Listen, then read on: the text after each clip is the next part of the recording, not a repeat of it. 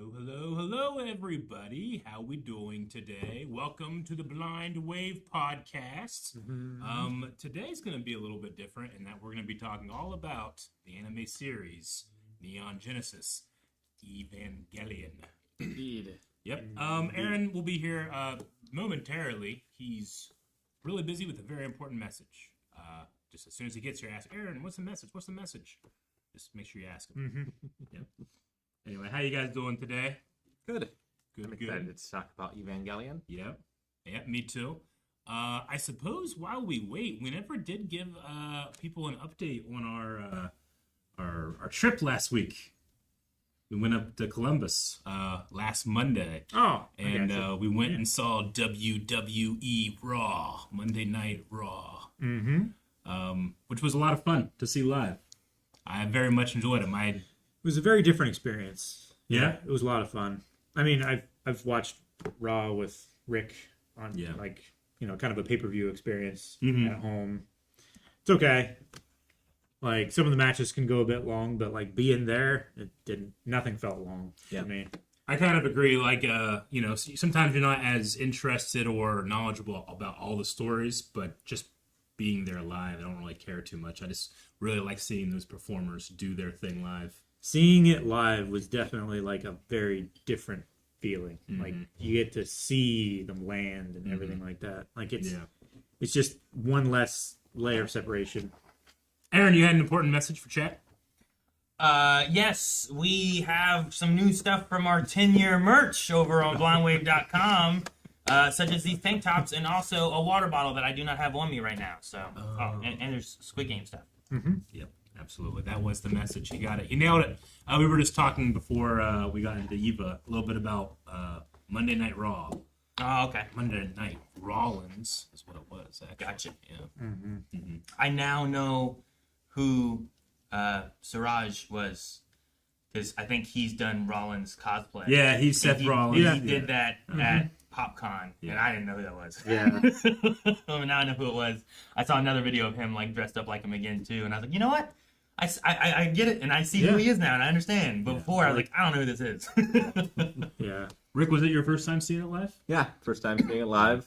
Like, it's something I watched a lot through all periods of my life, sporadically from childhood to adulthood. It was an interesting experience for sure. Like, it seems so much bigger on TV. Oh yeah, always. You know, Stuff like that feels Sure. like that. Yeah, absolutely. it's crazy. My favorite part, not my favorite part, but one of the most interesting parts was watching the cameraman work in tandem with each other, like who goes forward, who goes back. It seemed very seamless in practice, and obviously those guys do that all the time. But it was just a really cool like machine that was being done, but like designed for like take as little of your notice as possible. You know, as being a person there watching it live. But I mean, it's so important. Like, you can, like, the wrestlers, the referee, they're all working with those camera guys at all times. But they just don't acknowledge them ever, you know? The wrestlers, they have to perform for the cameras just as much as they do the crowd. And, like, having a relationship with those camera operators, knowing when they're going to make moves and stuff like that, like, making sure that they're on you when you're going to, do a showy move or anything like that. Like, that's half of the performance, you know? I just really enjoyed seeing them do that. It's always special when, like, something does go wrong and someone trips over a cameraman. Sure. And, like, they're still trying to film while they're on their back. Yeah, show must go on. And Or in one of Undertaker's most famous matches, there was a fake cameraman who was a wrestler who was supposed to catch Undertaker as he did his dive outside the ring. It did not catch him. Oh, God. Did he just film him? Well, I don't even think it was a real camera. Oh, Like, no. you know. He was just there looking like a cameraman. Yeah. Huh. Yeah. But it was awesome to get, like, Cody Rhodes' intro and Jey Uso's intro. Yeah. Penta, his intro was awesome. Just seeing that live with all the people in that energy in the building was, like, I'll never watch them the same now. Yeah. You know? Yeah. Seeing Kairi Zane's flying elbow was a highlight. Yeah, that was really good. Braun Breaker getting Penta out of midair with the spear is pretty damn good, too. That was probably the most hype moment. That was sweet. Yeah. Yeah. And we had like a little booth. We had some like food and stuff there. It was really cool. I really enjoyed it. Yep. All right. All right. So, Are we ready do to we talk go into Evangelion? Absolutely. Well, the first thing I thought was I can't remember which episode it was, but I had this box and was looking at it, and I was reading the back, and it had some questions on the back. And I wanted to know if you guys were now able to answer the questions Questions that you'd answer. No, now that you've seen the series. I don't think you can answer the questions either, Rick. That's where I'm at. There are certain questions that I can answer. Okay. Like, did you understand everything? You can't. I feel like we can all answer that honestly. All right, we all say it at once. No. No, we don't understand everything. Is it totally possible? lost. Is it possible to understand everything? Do I understand more than the creator thought I would? Wait, is it, you say everything, you mean everything? No, I don't- No, Everything just in the show? like just about the show. Yeah. If you haven't seen, I don't know why you're really necessarily watching this, but it's a really interesting show. But in my opinion, it's one of the ones that like there's a lot of like mirrors in this show, and you have to like kind of bring stuff to get something back with it. You know? Yeah, Sure. we'll be talking spoilers for the show and end of Evangelion. And please don't talk about spoilers for the rebuilds. Because we have not rebuilds. watched those We yet. have not. Okay, I'll be sure not to talk about that. The movie things, the rebuild, is that what they are? Don't talk about it. Yeah. Not even for clarification.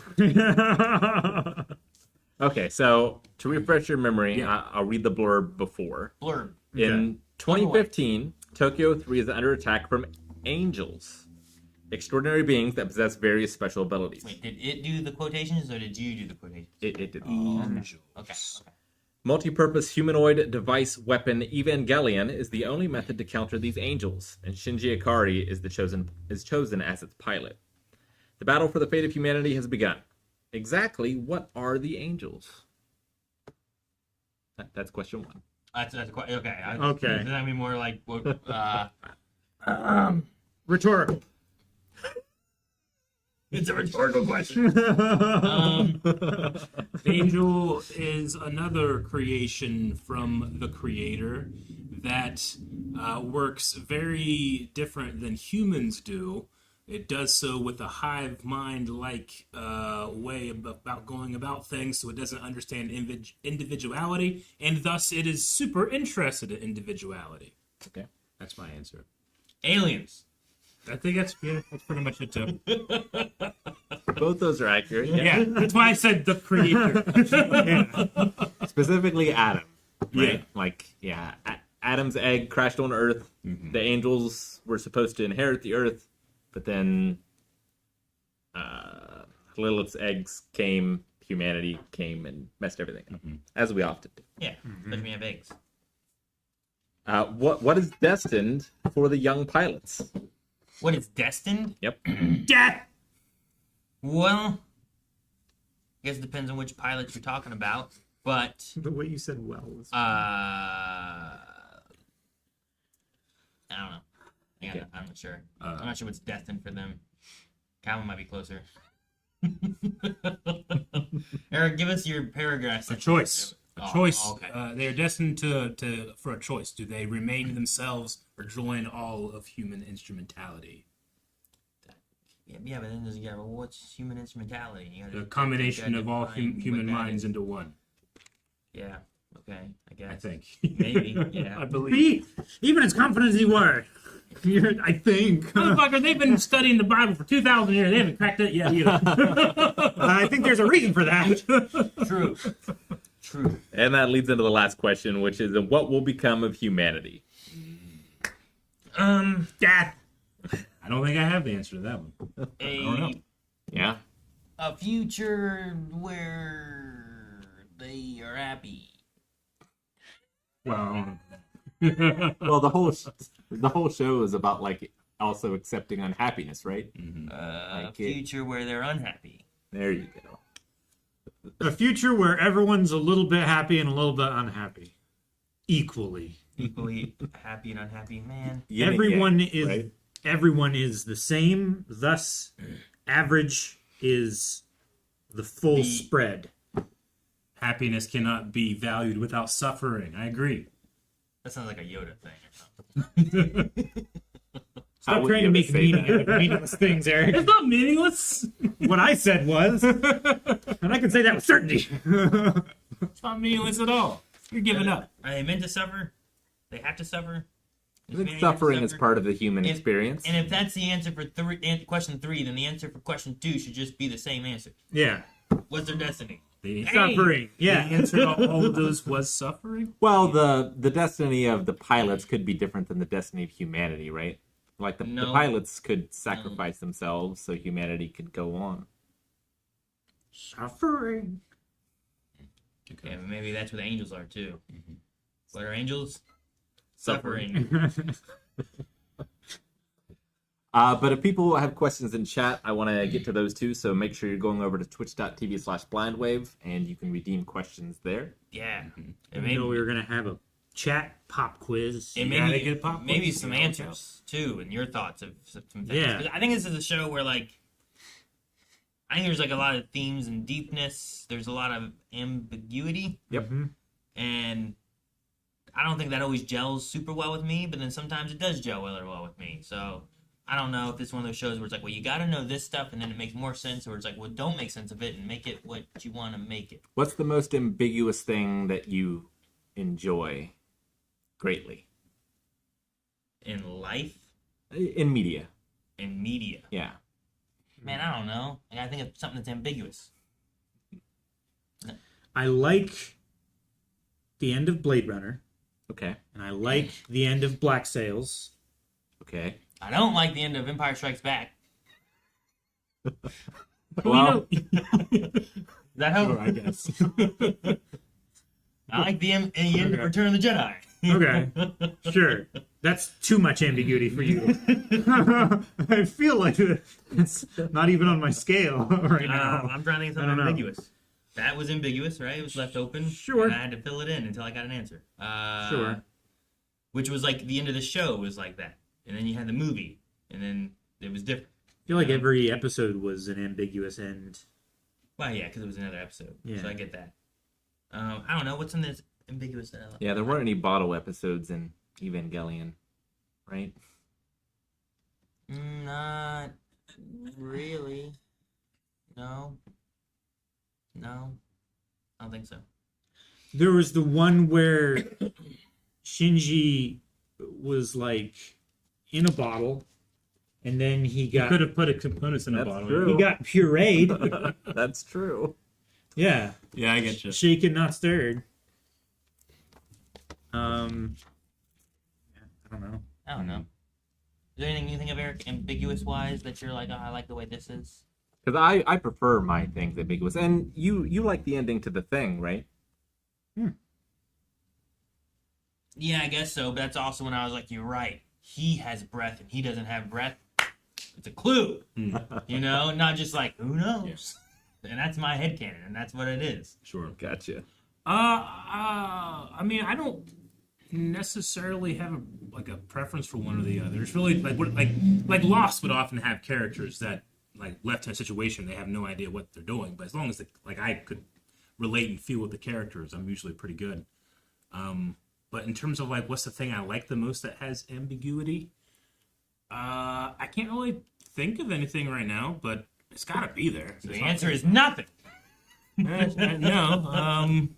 No, I get you. I don't think those things stand in my head as well when it's like just kind of open and I don't know It's where it's interesting going. because I think it's the opposite for me. I think the things I like the most are ambiguous, such as The Room, which is a perfect example. I mean, there needs to be a story though. He tried to say stuff. But That was unintentionally ambiguous.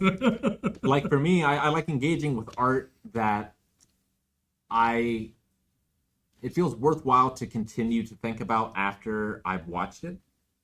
And like for me,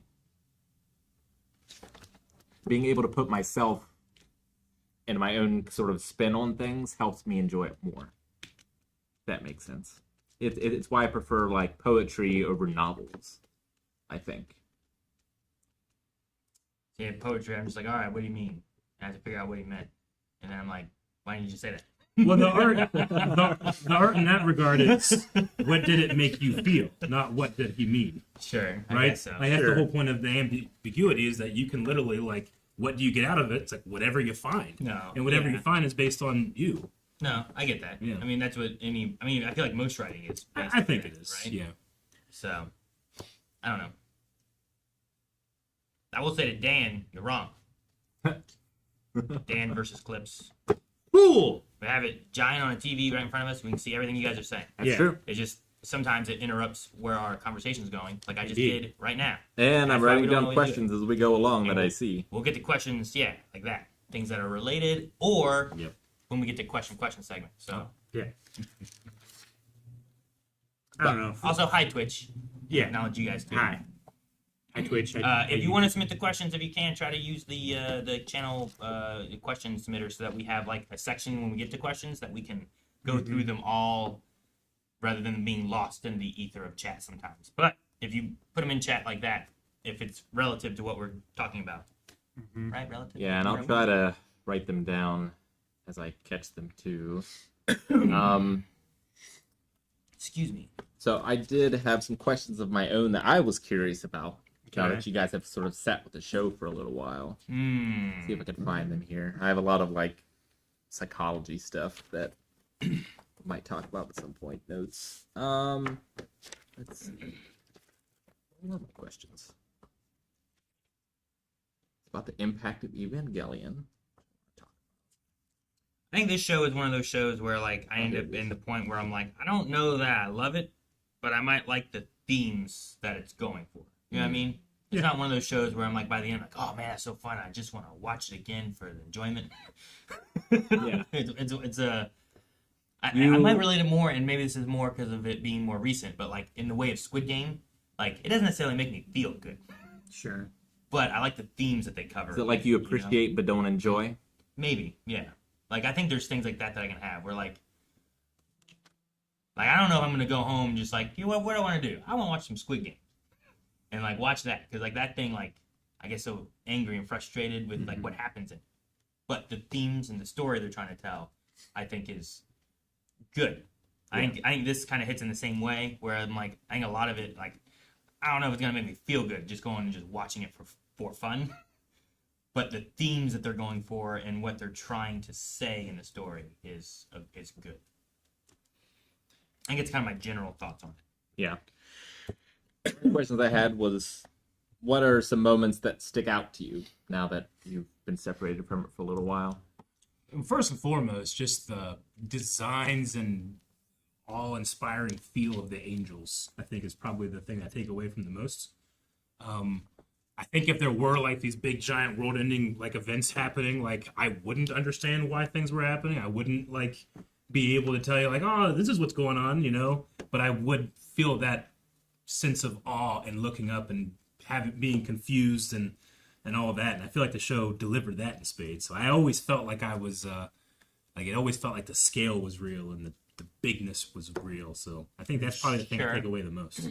Seeing the show, just to like add on to that, like, you know, we have access to shows like this, and it makes me wonder like what could happen that would be like that moment for me, Sure. that I couldn't relate to like anything else that I've seen or imagined.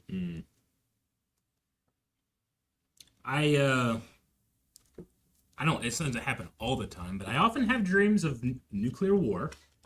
And I always have a moment of like, oh, there it is. I see it on the horizon and it's coming. And I always have a moment of awe before fear or sadness or anything. I was like, wow, look at it, you know? I feel like that would be like I think that would probably still stay as long as I could. it'd be like if an asteroid was gonna hit Earth, but like it looks crazy coming in, Yeah. but what are you gonna do? You know, like you could still be like, it's beautiful. Sure. I'm just gonna sit here and watch it. It's kind of like the end of. Do I want to say it? The end of Rogue One has that element, right? Yeah, Where there's like a beautiful Sure. kind of thing where you can kind of see but it's also just real sad and inevitable kind of thing. So I get you. I as far as things that stick in my head, I mean, like Eric said, like the big stuff. It's kind of like the things that I think are more fun in the show, like Asuka, like I just have a tarp that looks like a cloak on my robot in the ocean, which is just looked cool. Like I just loved it. That was a The fantastic look of it. Yeah. It's not anything important to the story necessarily, but it was just a cool kind of like that's like one of those art moments. Well, yeah, and It's how Asuka thought about herself in that moment, right? like I think it's important to the success of the show too, because the merchandise for the show was crazy and like continues to be crazy. Really, Yeah, that's cool. And like if the robots weren't so cool and the angels weren't so different, like I'm not sure the show would have the lasting legacy that it has had. The other thing that stands out is cicadas. The cicadas. Those Cicadas. long takes. And I don't know if like the cicadas are meant to kind of represent like I don't know, like cicadas come and they brood and they pop out and they eat everything. Well, I think it and just represents endless summer, right? Like maybe the ecology has been so fucked that there's global warming and it's just always summer now. Yeah. I suppose so. I didn't know if it had anything to do with like when they come, they'll eat everything and they destroy everything around them. Sure. Well, it's Yeah, usually it's, like like around here, there's like a 3 or maybe 4 week span where we have just so many cicadas. But then, like after that, you don't really hear them as much. Yeah. But through the entire show, it was just always cicadas. Yeah. For like months, years. There's something to be feeling. shot like that. That's the other one. Like the shot that would be like it's a minute-long shot, nothing moves. Like I thought, like just our cicadas. stream froze kind of thing. Yeah. What's happening here? But that still had the cicadas in the background too. I think. So, like if it wasn't for them, I would have thought it was broken. But the cicadas, I just wondered if they had like a meaning, and that's why you put them in there. But it could just be like, no, you just put them in there because the things are flooded, everything's messed up. Like this is kind of showing you how the world is like weird. Like maybe they don't have anywhere to go because like so much flood. Their old land would have been here, now it's gone. I think it's Sure. interesting though that like if you think of humans as the plague in this world, like maybe the cicadas are in reference to that somehow. Yeah, that could be too. Yeah, like a single cicada, not a big deal. A swarm of cicadas, huge fucking deal. Bigger deal. Yeah. Plague. Yeah. Exactly. You watch Dominion, they're a real big deal. Yes, they are. But yeah, the also the shoot. Who was it? It was Asuka's mom, right? That thing. That storyline. Mhm. Oh, That With the doll and everything. Yeah. that sticks with me a bit more. I was like, wait, who's the daughter? I don't know. It doesn't even matter who the daughter was. Just the rest of that story there of like just having that daughter and stuff like that. Like that part like sticks with me when it's like, oh, yeah. just not being able to look at you and stuff. And I It's a tough thing for a parent to watch, I think, especially imagining like it's possible to hurt a child in that way. yeah. Now I like and don't like Nagisa? Kaworu? Kawaru. Kawaru? Yeah. I think the story they were going for was an interesting story, but I don't think it resonated with me. I think I needed like more time with the character. I think I felt like it went too quick in like an episode, which is also probably what I said during it, and people were probably tired of me saying that. But like, It's a valid. I think it would have hit me more, and I would have understood Shinji more in the moment. But it felt like it was all like a day, as opposed to where I wanted to like feel. I wanted to also feel connected to this character and like understand more of what Shinji was wanting to do and why he was doing what he did. Yeah. And why it was so hard and such a I don't know. It was like a big character moment for him to have to make that decision. And I guess like I wanted to feel that character moment too. But yeah, Yeah. that one like sits with me. But in my head, I'm just like, I wish I felt it more. There's sometimes I think like nowadays I feel more of the stories than I used to, and the character moments and like the empathy towards them. And in that one, I just didn't feel like I was there. And maybe that was my fault, but maybe if I could have had more time, it wouldn't have been the issue. Like 2 episodes or 3 episodes or something like that. Just kind of having this extended a little bit more. I think the show definitely continued the long-standing things of showing just terrible fathers. Yeah. I mean, So, that sticks with me too. Yeah. Ditto. like As a terrible father parents in figure. general, right? Yeah, absolutely. Yeah. But I feel like I can place a lot of blame at his feet. And I did early, and I continue to do so. Yeah. Well, it's like every generation sees the flaws of the previous generation, right? And the previous generation resents the next generation for pointing it out. It does, but Gendo gets to the point where he's like, there will be no more future generations. There will be just humanity. Sure. And they don't get a chance to figure this stuff out, you know? Yeah. They don't get a chance to progress. They are going to fundamentally change because he thinks that's the case. That's what you should do. Mm-hmm. Like, yeah, I hate Gendo as a person, Yeah. but I really like him as a character. Mm-hmm.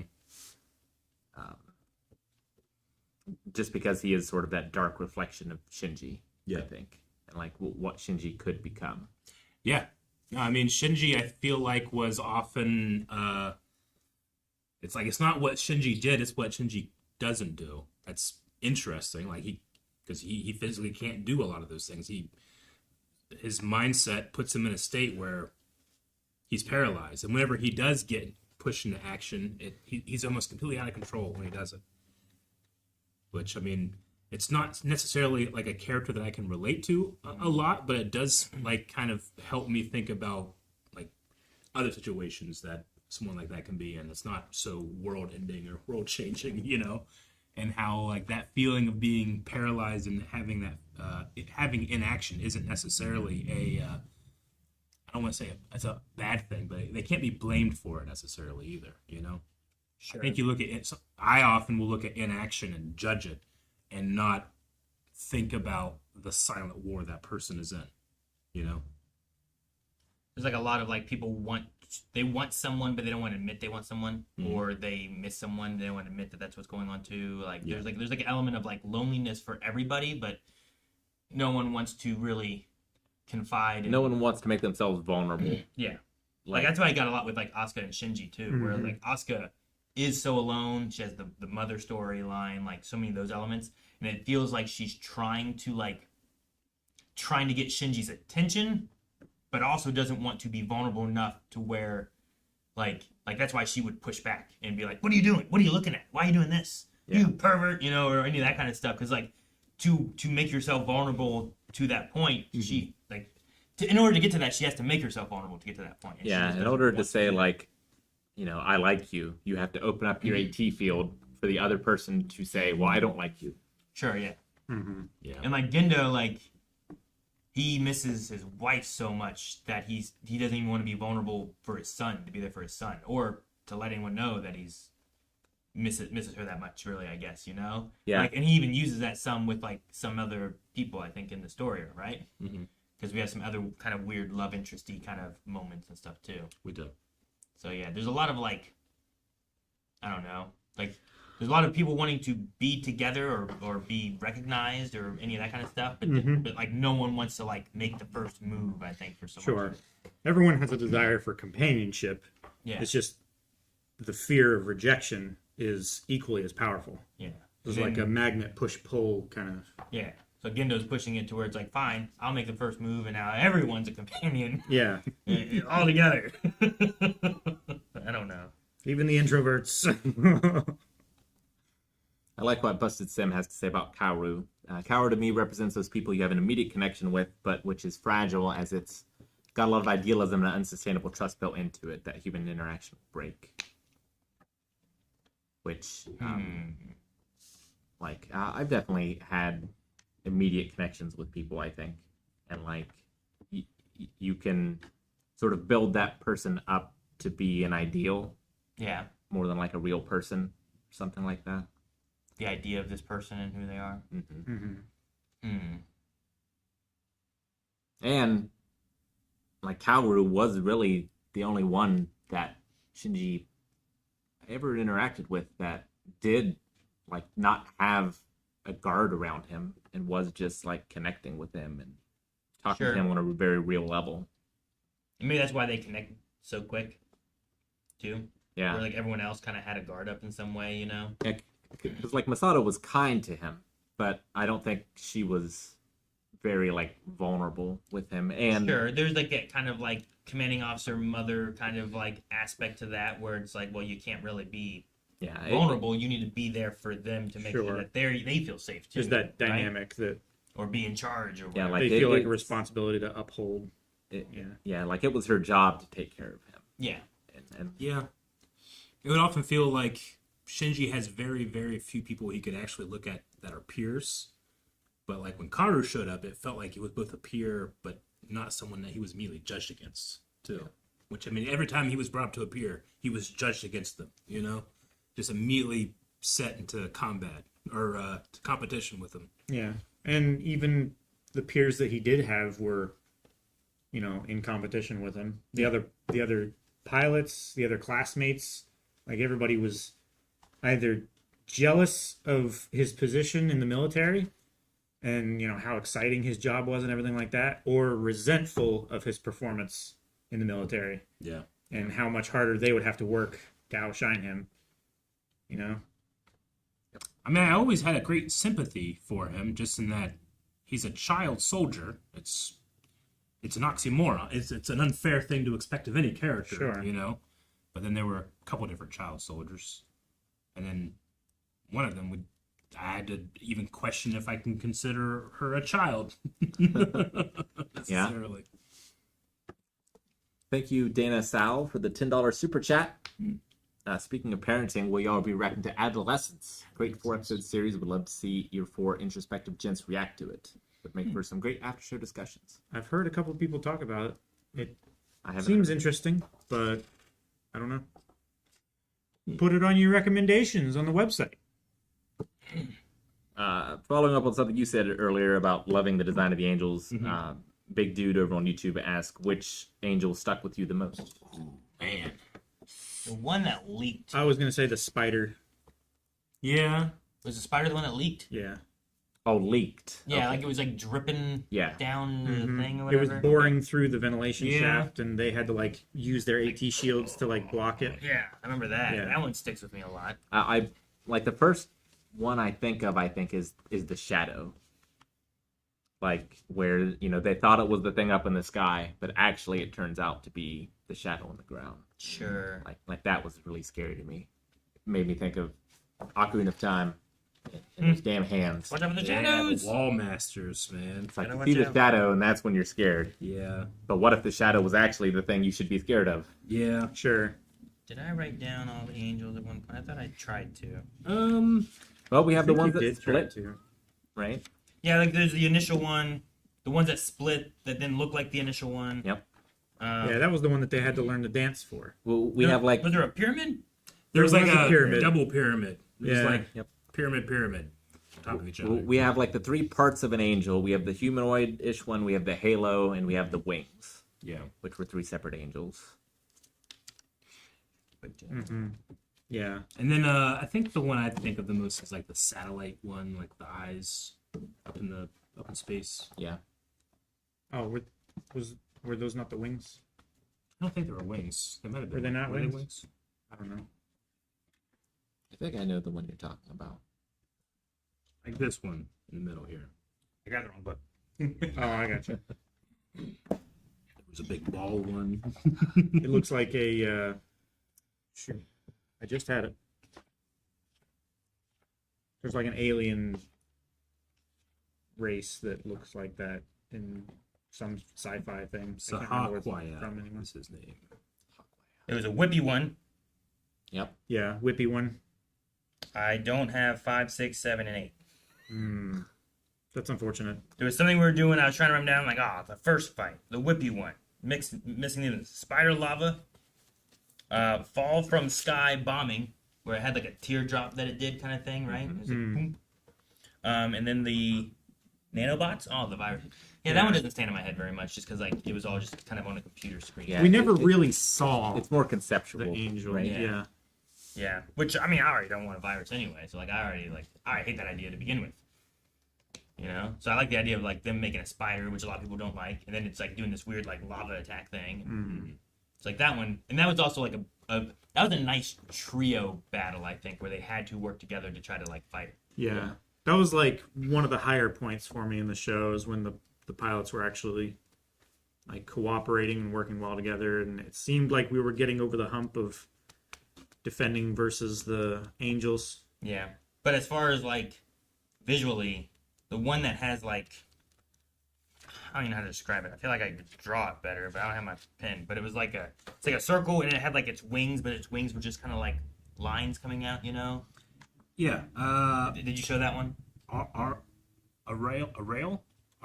Maybe? That one? Is that one we're talking about? Yeah, I think so. Because like it showed up, and then it was like, Yeah. and it had like angel wings. Yeah. Mm-hmm. And I think it was the first time it had like, and that might have been the bombing one, right? That dropped. I think that one specifically is the one that like gets into Asuka's mind, right? With the beam. Yeah. Okay. Mm-hmm. Okay. The bombing one is Shahakil. Sahakil. Sahakil. Sahaquiel. Sahaquiel. Yeah, that's probably it. Give me my pencil back. You're not gonna use it. I don't know what I think. Try your damn angel. I'm gonna grab a pen. No, I don't want your pen, Calvin. Okay. I have pens back here. Okay. Plenty of pens.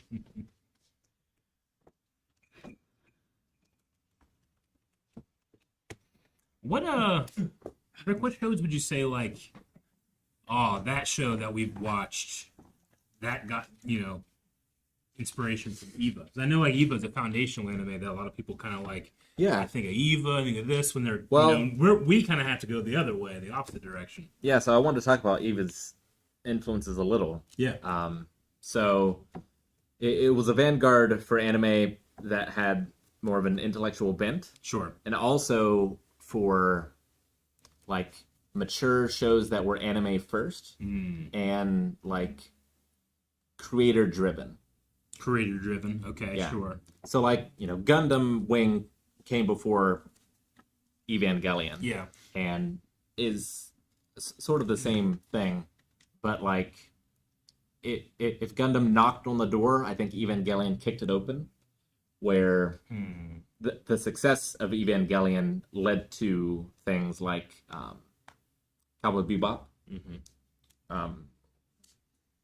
which we've watched. Cowboy Bebop, how so?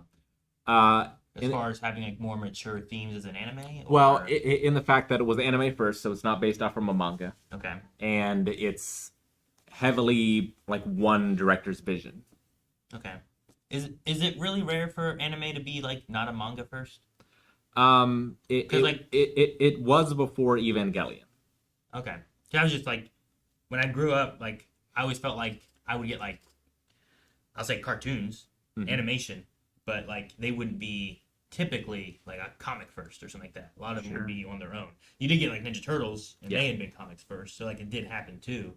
And I just never really thought about like anime. I always felt like was always thought the reason anime was because it was like it was a manga, and then they turned it into an animation, and that was what part of what made it anime. Sure. But then I was like, well, how many animes? Like, is it very common to have an anime that's not manga at all? And I don't know how many of those I've actually watched. I guess Steins Gate wasn't a manga; it was a Steins Gate was a visual novel. visual novel. We So saw does Cowboy that count? Bebop. We saw Gurren Lagann, which That wasn't a manga before. No. It was just made for a. Okay. and by the same like studio lineage that did Eva. Gurren did. I mean, there's definitely some big old robot stuff and some. That went different than what I thought I was going to go into. Sure. I think it's probably similar to like the American thing of like comic book or superhero movies, where like every superhero movie, like there's that specific genre, but not all of them spawn from a comic book. Some of them are just their own stories and stuff. It's probably maybe similar to that Yeah, sure. with anime. I usually think of Versus, superheroes like, you know, usually our coming from cartoons. comic books. Yeah. We watched Code Geass as well, which is anime first. That's anime first. Yep. Okay. Sorry, you can move on with. I don't know if you had other ones of what it spurred. I was just curious I was how just Cowboy interested. Bebop connected. Yeah. Around that same time, we haven't watched it yet, but Big O is another one that a lot of people talk about, like wouldn't exist without Evangelion, but we haven't watched that one yet. Yeah, I don't know what Big O is. I saw it on Toonami. On Toonami. The Big O. That- I was like, what's that? Doesn't sound like it should be on Toonami. Oh, what, man? The Big O. I don't know. Sorry. Go sounds lewd. Yeah, yes. That's That's what I was thinking. It's another mecha anime, but it has adults as pilots, which is pretty rare for mecha. I mean, I feel like a lot of, well, I don't know if it's a lot of anime, but I feel like a lot of anime that I've seen is usually like they're kids. They're not usually adults as much. At least a lot of the main protagonists are usually kids. Sure. Just trying to think of what I've watched. Like if I'm thinking about like the things we've watched, like My Hero is mainly focused on the kids. There are adults, but it's mainly focused on kids. Full Metal, Death Naruto, Note. Full Metal, Death Note. Like, Hunter x Hunter. Those are all in my head. Yeah, Hunter x Hunter, like is mainly focused on Gon. I mean, there are adults, you know, like Yeah. Leorio is Promise an adult. Neverland. Yeah, it'd be quicker to go the Vinland other way, right? Saga. Sure, like what have we watched where they were adults? Like Steins Gate, I guess they're adults. Cowboy Bebop. But they're also Cowboy Bebop, students. I guess they're adults. Bebop, Berserk. Berserk, yeah. Sure. Though I do feel like He started out how as a was Guts? kid. I feel like he was young. He was like a young teenager when the. It I starts started. with him younger. Yeah. Yeah, but most of it he's an adult for that show. Most of the Berserk show. Yeah. Okay. I mean, Dragon Ball Z abridged. What's the abridged? If you count just Dragon Ball Z, it's Yeah. a lot of Gohan. There's a lot of Gohan. Sure. It's very Gohan. But it's also one of those things where like Naruto, like depending on how long it goes, eventually he's gonna be an adult. So like Sure. Dragon Ball started with little Goku Yeah. as a kid, and then Dragon Ball Z came because like, well, let's continue the story with that character older.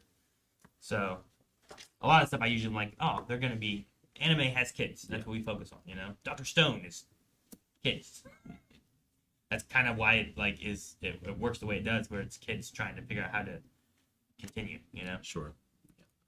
You guys have seen Hellsing abridged. That's adults. Mm-hmm. Yeah. Chainsaw Man. Chainsaw Man. Denji's not an adult, which is That's- problematic. Yeah, that's my point. for some scenes.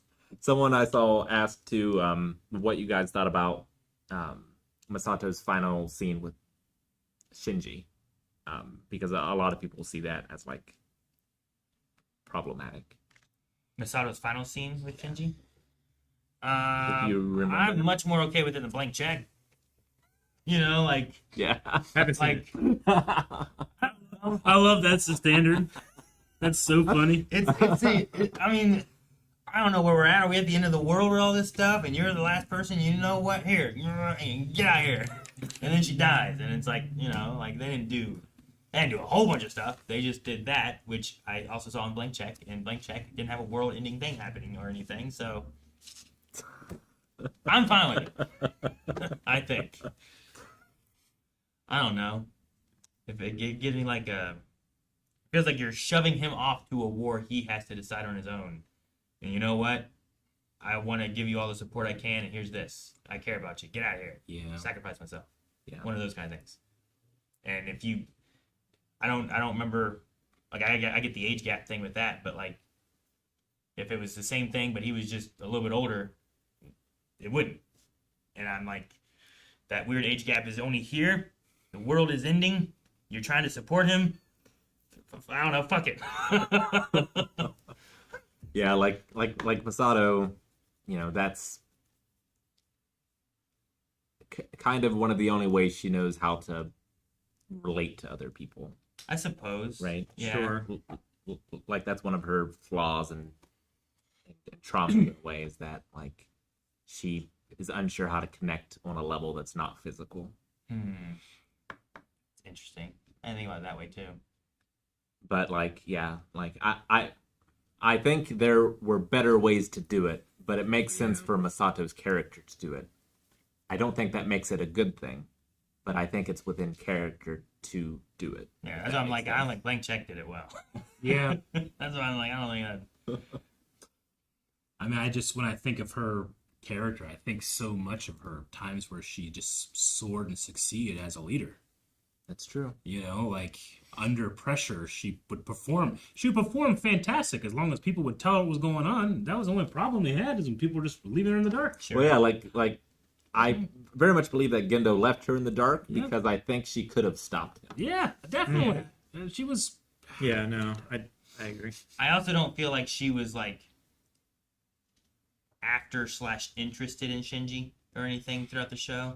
Well, there's the one scene where she like grabs his hand in his bedroom that Yeah. like implies that she is trying to comfort him after the loss that he has had. And like it seems like that scene is going in the direction of physical comfort, and he rejects that. Like I'm not sure what would have happened if Shinji had not run away, but I certainly got the impression that that is what was going to happen. I don't remember that scene, I guess. Yeah. Or maybe I didn't take that scene as that either whenever I I probably was didn't watching read it like that. Maybe it was too ambiguous. Maybe it wasn't. And I just was oblivious and not thinking it that way too. I don't know. Sometimes they're not ambiguous. Sometimes they're not. Scenes. No. There was one scene where I'm like, I know what's going on. You know, or like All over that, Yeah. that boy's hand. That's I what's get going this on. one. I There get was- this one. There was no floor, tables, scrubbing, anything.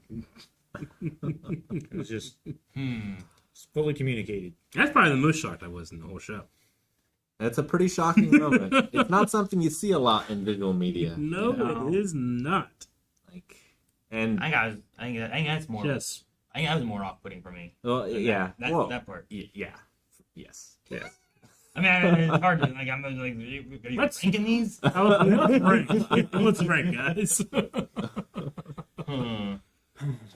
yeah, that was the weird part. Yeah. Yeah, I don't know. That's bad than where I'm at. It was like it felt more of like a kiss for encouragement and support that happened in that last moment. That I was like, okay, Mm-hmm. and especially considering what he was like. It was like he was the last. It's all up to you. Yeah. It was all up to him. You Like know? the wishes of the human race go with you kind of thing. Yeah. Yeah. It can be a little bit more intimate than a handshake. Yeah, But it right. doesn't mean that it's necessarily sexual. Yeah. It'd be like if Calvin and I don't ever hug, but like I gotta send him to go stop a bomb that's gonna blow up like the whole city. And And he like give him hugs a me hug and he back. like grabs my head and kisses my forehead or something. Yeah, you know? dude. Fucking, Like holy like, shit, man. like a hobbit, man. Yeah. Yeah. Oh, yeah. Nothing wrong with that. Like, good luck, Calvin. I'll stay here and die. You know, like what? Yeah. Fucking Aragorn, son of Arathorn, kissed Boromir's head as he sent him off to go with his fathers, and that was one of the most manly things I've seen in my life. Mm-hmm. Yeah. So yeah, and like there can be some elements of caring there, but I didn't take it as being too weird in that moment. Gotcha. Yeah. But maybe if I rewatch that other scene, I might be like, oh, okay, yeah, you know what, this is a little Maybe, weird. Sure. And, And it's, if the genders had been reversed, maybe it would also feel more weird there too. Sure, maybe.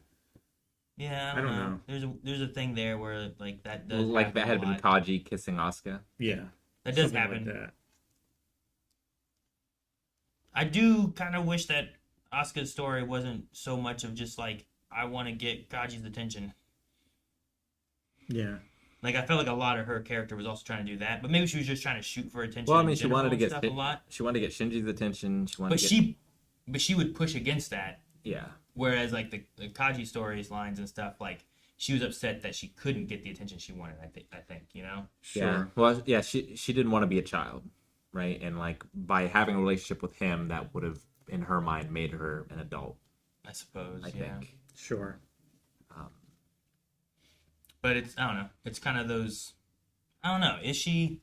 You know how we complain about like other characters and stuff, where it's like sometimes it seems like her main motivation is this guy. Yeah, like Hinata and Naruto. Yeah, just some different characters in different animes or stories in general often have that, and I'm like, does Asuka have more than that? But I think she does. But I think Yeah. a lot of it, that's what I got. It was that she. Well, was, you know, it's not until you get to a certain Yeah. point when like things really turn. I think so. I think I was already kind of like, oh, can you not do that? I want you to do something else. But she also wanted to fight. You know, that, I, and be like, I think you know, that's stuff what I would benefit from a rewatch because, like, understanding like her family dynamic, what role models she had, like how she saw, like how do women express themselves, you know, like that type of thing. Sure. Like, I can And what see she has why. with her mom isn't a good Yeah, example. of like so anything. she's kind of just like left floundering there, and she's just like, oh, there's a mold I'm trying to fit in, and now I feel like a disgusting person because I can't fit in it. She doesn't even know what that mold is. Like for me, Asuka's, maybe a rewatch would help with having like the knowledge of more of her backstory than what I had to most of the time with her. You know? like I think Asuka's primary thing was like being viewed as strong, being the best pilot, and like having people respect her for her abilities. And I think it was a little more secondary, but also it kind of feeds into that where like people don't respect children, so therefore I want to be seen as an adult. And one way I can do that is by doing things that only adults are allowed to do and have this like sexual relationship kind of thing. But I guess Rey, I felt similar with, because like she had this weird thing with Genda, and there's so much of that where I was kind of like, is there more motivation that we can have with her? But also like there's information that you get later too that would think, there's like that point when things change, and then you get so much more things on everything. I'm like, why couldn't this be spread out? I know. Yeah. So maybe rewatching with a lot of that stuff would change the way I look at some of the characters and what their motivations maybe are throughout, as opposed to what I guess I assumed their motivations were through a lot of the story. Because Ritsuko has that too, right? Where she wants Gendo's approval. And like that stems from her mom, and like her mom wanted Gendo's approval. Ritsuko wanted her mom's approval. So like once her mom was no longer around, in order to sort of supplant her To mother, get her mother's approval, you gotta get Gendo's approval, kind of thing. I think that's part of it. And I also think that she just wanted to be better than her mom in every way. And so like one of those things was she was a lover to Gendo, and so I need to be A better lover to Gendo. See, hers might be Gendo. so that like Gendo threw away my mother, he will not throw away me, Sure. kind of thing. But then he does. Yeah. See, a lot of that motivation for her, I didn't necessarily get until later. Right? Like, I didn't necessarily get those feelings from her in the earlier parts of the show. Yeah. And hers is almost in the reverse of, like, where I was with Rey. Sure. And a lot of her stuff is subtle, too. Like, once you see a lot of her actions and the way she dresses in certain scenes and, like, the way she acts and positions herself. And, like, it's a lot more clear, I think, once you know that sort of stuff. For her especially.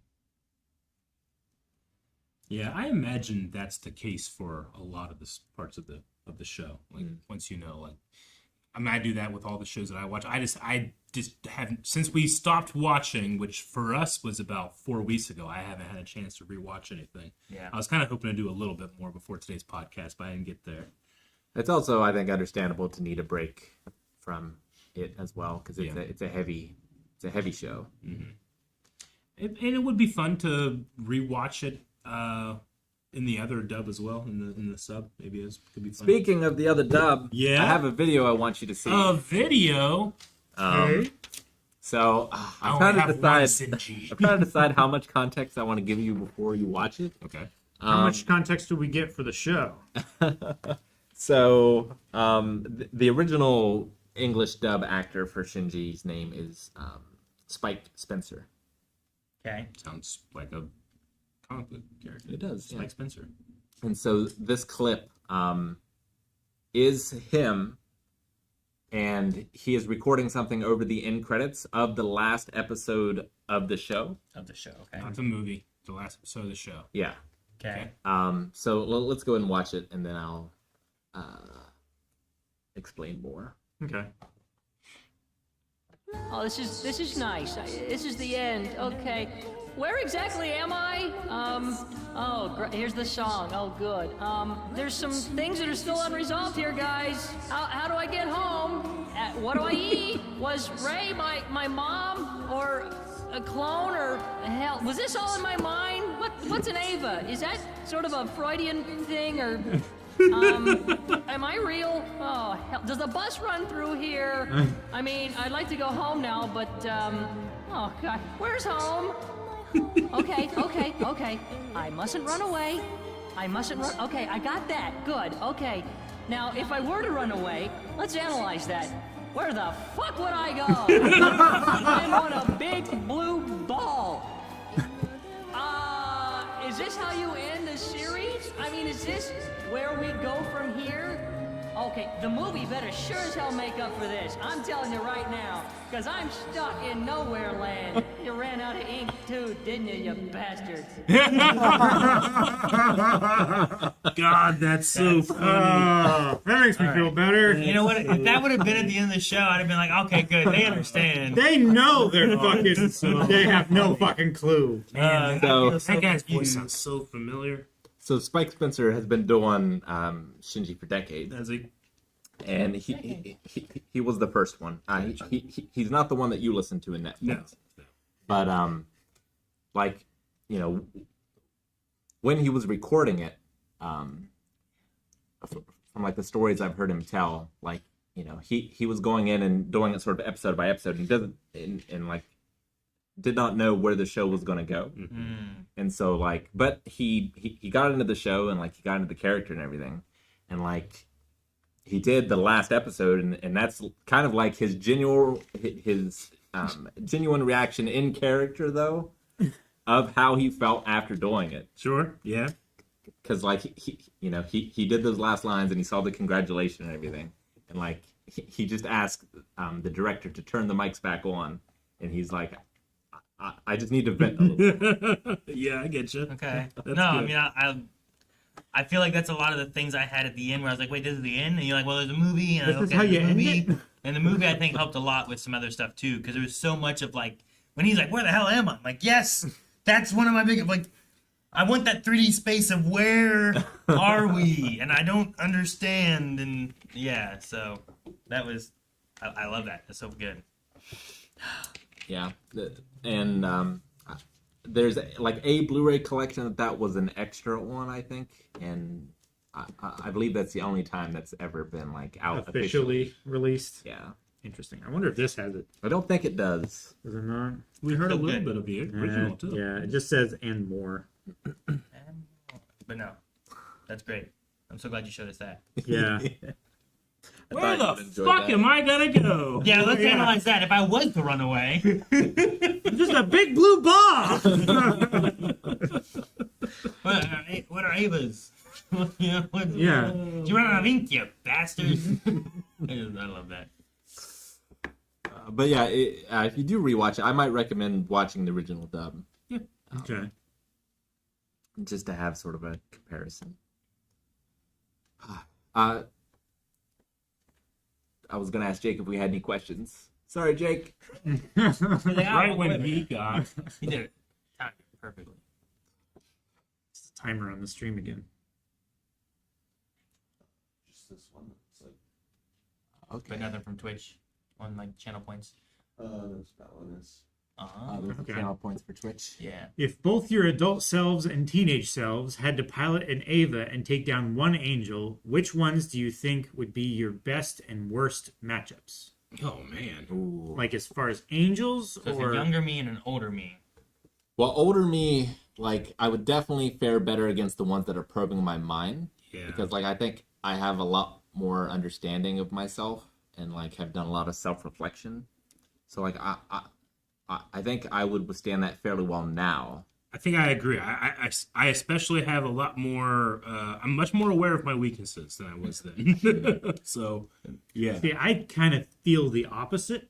Mm-hmm. I feel like I am more open to other perspectives than my own than I was when I was younger. I was gonna say the same thing. Like those mind probe ones, younger me was right about everything, had no doubt, and would have had no problems. I would have been Like you'd be very super strong in my I resistance feel like we to can manipulate influence. easier then. Huh? Well, If you're how? not certain. What are you gonna do? That's how. If I'm Wait. that certain, what are you gonna show me? What are you gonna do? How are you gonna- You're wanna dead, give- Angel. I'm not gonna give him my playbook in case I have to go against you. With that. No, I'm That just kidding. sounds like someone who doesn't have a playbook. But when I was younger, which one was it that Ray sniped? Was that Was the it the pyramid? was- pyramid? I thought it was the spider one because No. No. they it had to wasn't the spider they one, had to was it? block the acid dripping It down, wasn't. and then like He's talking about the one where they were like upstairs. Oh, on the like, ground, yeah, like surface. Yeah, as okay. and they did a shield. I right? gotcha. Yeah. And then they moved and blast. I think it was a pyramid, Yeah. right? That was the one that was shooting across the water. So Man. yeah, right. When you guys say Yeah, their angel names, it doesn't help me. Call it a pyramid and give me the name. Then I can put those together. Yeah, give us the shape and what was happening, and That'll help me more, because I don't remember what a ramial is. Ramial is the pyramid. Okay. it was the D8. I'm going to... Hang on, wait. Think wait. of I'm going to update this. Ramses. You guys are going to help me. Ramiel. Your chat's going to help me here. Now, what was... How does that help? Well, Ramses was a pharaoh. Pharaohs built pyramids. Yeah. Okay. I see it. You got it. All right. That's what the Jews built his storehouses, apparently. Man, I have a list of 3 to 11 for angels. Let me just make a new page. At the end. At the end, so I can mark it down. That way, if we watch the other stuff, I'm like, oh, yeah, these angels. So when I was younger, I think Ramiel would have been my best bet, and I would have been the sniper, and I would have sniped it. Because I played a lot more, like, first-person shooter online games then. I did a lot of sniping, and I was much better at it then than I think I am now. I think the hardest one, being older, in theory, is the last angel. Koharu. Koharu. I think in theory, being older, if the idea of what they're doing there, like, that would be my hardest one, I think, and what I had to do versus like what he was gonna do. Now, if he wasn't like that, I don't even have a problem. If he was just gonna try to destroy everything or do whatever he was gonna do, but otherwise, I'm gonna say, I don't know. Would the split one be tough? It depends who your partner is. I was gonna say, like, I might be the weak link in that one. Yeah, yelling at me about rice and shit or something. Well, if you would just be a team player. If you But just not tell us where antagonize it was. Like, Aaron and I have done a lot of co-op together over our lives.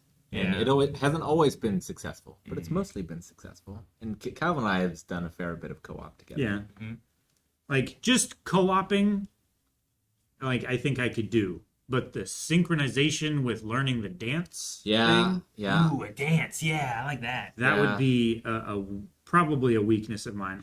I've not, like, seriously tried and like really pushed myself to learn a dance or anything. I have good rhythm, but I don't have great, like, coordination, I guess. Yeah. Yeah. Rhythm and coordination are different, yeah. Yeah. Yeah, I don't have great coordination either. I would really struggle with that one, I think. Like, certain things I can do. Because, like, Aaron whooped me anytime we DDR'd. Yeah. DDR, man. I love DDR. That's so fun. It's like dead now. And my brain moves too fast sometimes for my hands. I get all tangled up in my head. Like Rock Band. Yeah. I think, like, that I was better at when I was younger. I think as I've gotten older, just my hand doesn't move as fast or something, It's just one of those things. Yeah, I mean, that's definitely an issue too. Like, I crushed this when I was like 18 or 19, I think.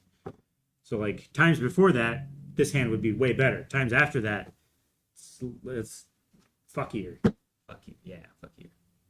Plus, the sim has an interesting question. Would you be shocked by or not care about seeing the perception of you that others have based on what you've showed them if you were an instrumentality? Young me, no. Probably not. I feel like they're wrong. I feel like I'm pretty open about that stuff. Like, I don't think there's anything I wouldn't talk about on the internet that dealt with me and didn't deal with, like, another person. So I think I would be pretty okay. But do you think, like, instrumentality? Now, in that, is it what you think they think, or is it what they think? It's what you think they think, right? Is the idea? Seeing the perception of you that others have based on what you showed them. Because, like, I'm trying to think of, like, is there a deeper fear of what you think people think of you? Oh, I see. Right? So, like, if you were there and it's just you and you see me and I'm just like, man, Rick sucks. And you're like, man, he thinks I suck. And then, like, you look at Eric and he's like, yeah, he really sucks, And then you're just like, oh, this really sucks. Like, or is it what they really think of you? Or is it what your fear they think of you is or something, Sure, yeah. Because that I think has a difference. Like, if I'm afraid that Eric's going to be like, oh, Aaron, he's a jerk and he's bald. And I'm like, oh, no. And I'm, like, upset. And then, like, does that bother me that way? It would probably bother me more. It would probably affect me more when I was younger, because I was Yeah. not as confident in myself and who I was and my decisions and As everything. as a kid, I can definitely see that. Like depending on how young you are, like. So also when you get older too, I think it can also sometimes be a thing. Too. I think I don't think it's something that like goes away with Yeah. age, but I think it would have been more. It depends how happy you are with yourself. I think, right? Yeah. Which I think is what they're going with Shinji a little bit, right? Like Shinji has to accept himself in order to like kind of refute it, push it away. Yeah. Yeah, like one of the most useful journaling techniques I found is like you write your perception of yourself from your own view, and then you try to write it from a friend's view, and that tends to be like a kinder version of it. So like, if I could choose to go into instrumentality and do that, I think I would. Like, I wouldn't want to stay there, but if I could experience that, I think I would choose to do it now. I'm not sure younger if I would have or not. Probably. Although I think, like you said, it probably would have affected me more than it would now. Sure. I mean, as you get older, you get a better understanding of yourself too. So like maybe people's words don't affect you as much as like, you know, when you're in high school, whatever, and you're like, oh, what's everyone think of me? Am I gonna wear the right clothes? Do I look cool? Do I look? Yeah, I was- you know, any of that kind of stuff. I was extremely concerned with that when I was younger. Yeah, right. I better not wear this shirt. I'll be made fun of. You know, like all that kind of stuff. Yeah. I feel like the more experiences that you have, you just have more of yourself cemented in place within you than you did when you were younger. Everything was still jelly. Jelly. Yeah. Well, I also just Not firm. I so often now It can be swirled and moved around, but it's kind of there. Okay. You know, Okay. but you can definitely poke it and like make voids. Okay. Voids. Okay. Just not. Okay. All right. Jelly. Sorry, Eric. What? No, I mean just like anymore. Whenever as I'm older, like the more I learn about a thing, the more I realize I don't know about a thing. You know, when I was young, I didn't think that was the case. I was just like, oh yeah, I learned some stuff now and everything about this thing, and I'll move on. Sure. But now I stay on one thing because I realize, oh my god, the more you look, the more there is. You know, so it's definitely I have like a fear of falling into the depths when it comes to that sometimes, but Yeah. nothing like I don't know. I would say I would still feel self-confident. I just am never confident that I have a full model of somebody in my head. I'm always thinking like there's stuff I'm just missing. And I think when I was younger, I thought I had full models in my head. Yeah. I think that goes for everybody too. Yeah. You get the idea that like, oh, adults know what's happening. They know what to do. They know, Yeah. you know, they're going to make the right decision no matter what. It's like, no, adults are just as lost as we are. They just have more memories of fucking up, so they try not to do that as much. You Yeah. know? Well, and they also know how important it is for younger people to feel like someone knows what they're talking about. Yeah. And so they put on that air of superiority and confidence. It's like, oh yeah, I'm gonna seem this way. That way, they're not as worried. It's like how I was certain I understood the solar system was this sun right here, and then we went around it. Yeah. And Right. now I'm like, oh, it's like this, and the sun goes like this, and we're like, ah. Yeah. That sounds scary, and I'm terrible. terrible. When I was a kid, I'd be like, oh my god, All it takes is a little nudge, and we're just lost forever. how does this work? Yeah. So yeah, Jay, can you scroll up to Mohammed's question for me on the Twitch chat? Thank you. Do you guys know the Japanese stereotypes like Tsunade and Sundere and Kudere. right, and that Asuka and Ray are considered to be the origin of those stereotypes? Interesting. what are those? I don't think that they're the origin, but I do think that it sort of They do represent archetypes. yes, and also like the show might have popularized them and caused them to show in more things. Sure. But the first one, Sundari is like a woman or girl who is like aggressive, I Bulma. believe. Bulma. Bulma. Yeah, It should be the most basic for me. sure. Bulma is the Sudare Yeah. one? 'Cause Combative personality on the surface, especially with Hi, Panda. with the objects of their affection. This is live. We could be pandas. You should do it in the interruption. This is why we don't talk to chat sometimes. He was in the middle of talking and you did that. Sorry, I thought he was going to pause, and then he kept going. Just wait for him to pause. I did! And he kept going! But the Kuder is a character who outwardly appears cool, calm, and aloof, but secretly possesses a hidden, soft, and caring side, particularly towards their love interest. Yeah. Okay. And because you were saying Suder, right? Mm-hmm. Okay. I don't know who would be the origin. I would. You mean a character before this? Yeah. Well, yeah, because like Balma's before Asuka, for sure. But I mean, you're gonna have characters like that pop up in ancient mythologies and stories. I mean, that type of stuff isn't. It's been around with us for a while Sure. in terms of social interactions. I don't know if there's necessarily an in origin of that archetype, as opposed to just it's a archetype that's developed. Sure. Sure. I mean, by that Yeah. same standard, it could be like Elrond. Kind of has that, he has that very aloof superior, but he's also very warm and caring. Yeah, I mean, it kind of reflects just people, right? Yeah. Like sometimes when you get like the funniest person is sometimes the person who's like the most depressed, right? Like they seem like happy and fun and this and that, but they're like they have that soft, darker side. Like that is, Robin, like, kind of. yeah, like a lot of what I hear with like that kind of stuff. What's the name of the clown? Starts with a P. Bozo? What? There's a guy goes with a therapist and says like, "Hey, I've been feeling down," and the therapist says, "Oh, this new clown just came into town. You should go check out the clown." He's like, "But I am the clown." And so where does the clown go to deal with their stuff? It's I can't remember the name of the clown. Oh, Starts with a okay. P. But that's exactly what we're talking about. Interesting. Yeah, like Periwinkle. No, Uh, the sad clown. I can't remember.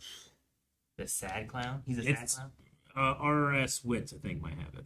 Pagla. Oh no, it's gone. Oh, yeah. Pagliacci? Pagliacci. Right. Is that a real Yeah. story or is that? No, like- no. It's a opera. It was in Watchmen. They talk about it in Watchmen. Okay. The joke that was popularized in Watchmen. Yeah. I know things. Thank that you. appear in comic books. Pennywise, of course. Yeah, Pennywise. Okay. But this whole thing is like, what do you do? Oh, we'll go see the clown. I hear he's good. It's like, but I'm the clown. Who do I go see? Yeah. But yeah. But I didn't know about those being like stereotypes or character archetypes or that kind of stuff. So that's interesting. Okay. I have seen those archetypes in many other like anime and Raven from Teen Titans is kind of that way as well. Kind of Ray-like, right? Yeah. Mhm. Yeah. But, like you guys said, that's also just people can act like that too. More reserved and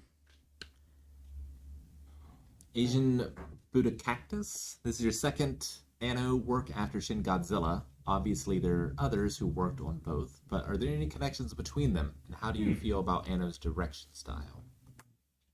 Interesting. I like Shin. What?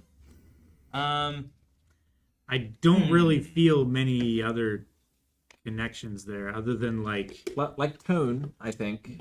the terror and the feeling of like this great horror that is going to befall us that we can't do anything about. Yeah. Kind of like And that feeling, that tone of that is kind of And it in plays. both of them. Both of them kind of play with like the assumptions of like what this big terrible thing is, and that assumption might not necessarily be true. Like you ascribe agency and meaning sometimes to things that don't have agency and meaning. Sure. Yeah.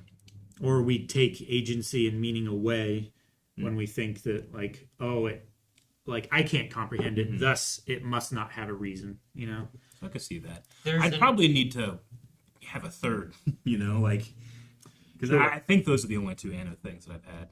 I'd probably need a third because two's a coincidence, three's a pattern, right? They both have an element of like things trying to just continue on, right? survival. kind of, Yeah. right? Like the angels were also wanting that, right? Yeah. Yeah. Like that's kind of the idea. Like they were also there trying to continue on. Like even in Shin Godzilla, like when you get to the end, like it was trying to continue and like recreate, right? Like continue with that, and that's gotta, I guess procreate, whatever it was gonna do with that. I don't know how exactly they worked. They were weird little, Yeah. the tail was weird, you know, and That was weird. like that kind of can relate a little bit whether you're looking at like the humans with the instrumentality project or the angels trying to continue and achieve what they were after. Like they were kind of, all three were after the same kind of idea of continuing the species or whatever, right? Yeah. So there is kind of that too of I guess a little theme, even if it's between the monster side of it and not the human side on both. Because I mean the humans want to continue too, but we got to stop that. And Right? Yeah. So there's kind of that on both sides of it, I guess. Sure. The vying for the dominant surviving species. Yeah. Yeah, because even in Shin, like, either one winning probably, like, either one surviving probably meant the other one didn't, Yeah. right? I I would- think. I I would- think that's where the route it would have went had it not went the route it went. Yeah. Yeah. With the the tail. weird tail thing Yeah. happening, like it seemed like that was going to get exponentially worse Yeah. for everybody. I think that, like, I think the people were much more like organized and impressive in the wake of the angels than in the wake of Shin Godzilla. Like, I was always really impressed with the people and the city and like how much they were like, oh well, another world-ending event happening. Let's go down in the basement, you know. Especially like that's just their life now. Especially considering like the state that the world is in. Yeah. And yet they're still able to pull together resources and Yeah. do these incredible things. Yeah. Though Like the boys still are like, oh, look at those girls over there. Like, life goes on, you know? Sure. Though the government didn't necessarily work together very well with other governments or anything either, right? They were kind of like Sure, looking like, out for yeah, their it wasn't own like self. that. Even within the same kind of organization, Yeah. they weren't really Even working within together. NERV. It was like people were like, "Oh, I think I know what's right," and I think I know what's right, and I might have to rewatch Shin Godzilla because it's been a while on that. I don't know if they also had any kind of similar There state were of that. Like, there were was definitely the different departments that were like it had to like, go through.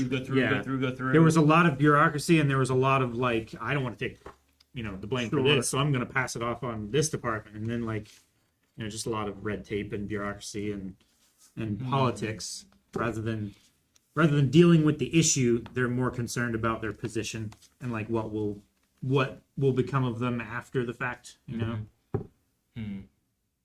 Like, I always was impressed with the operators of, like, Nerve and stuff, but who were the big, like, monolith dudes? Sela? Yeah. Or whatever? Yeah. I never got them. Sela. I don't know what the fuck they were on. But they were always saying some weird shit. Expecting me, hey, this supposed to make sense. Yeah. You just play English. They would talk about the Prophecies. the Dead Sea Dead Scrolls. Sea Scrolls. Yeah, the Dead Sea I was gonna say the Dark Scrolls. Sea Scrolls. That's not Yeah. right. Yeah, Dead Sea Scrolls, and they knew what the Human Instrumentality Project was, and they didn't tell us. I don't even know if any of the stuff that they were pulling had any actual information, or that's just what they wanted to believe was the information. Sure. Does that make sense? Like Sure. What was 'cause scripture and what was dogma? the Sea Scrolls are real, right? Like, is that a The thing? Dead Sea Scrolls? Oh, yeah, not... Right? There's like Yeah. whether the same that they were reading in there, or are they different in the No. show? They're different in the show. Yeah. In the show, they just take the name. That's a lot of the religious stuff. It's kind of just like, this is a cool name, you know? So it's more pulling from Yeah. it. Because part of me was like, are they looking at these to somehow get answers that aren't like they're making the answers they want? Then if that's the case, if the case is like they were all in the show specifically, then I don't know where they Like, came from. I don't know where I always felt like they sort of pulled Nostradamus's prophecies, sure. and like it was kind of like that, and they read them and then interpreted them. And So it's kind of mixing the Dead Sea Scrolls with the Nostradamus kind of idea, maybe, and like giving some kind of prophecy sense to. yeah, that's just kind of the feeling that I got from it. Because I mean, there's a lot of The real scrolls exist in the EVA universe, but they were scraps leaked to the public. So, like, so here's the Isaiah scroll, and isn't that crazy how, like, 99% of it is identical to Isaiah we have now? Also, there's fucking alien angels, and they're coming to kill us. And we're gonna not talk about that, I guess, is kind of the idea. Like, they found Dead Sea Scroll stuff, but they make public the real shit they found. Yeah. It's like when they went to the moon in Transformers. It's like, yeah, we went on the moon, but really they're going to do this. Yeah, Calcutta also said that Sela found the scrolls and translated them badly, and they were originally a warning. Gotcha. Got it. Now Yet what- again, just so- putting the human element in any system. There's elements of this where I'm like, where's that from?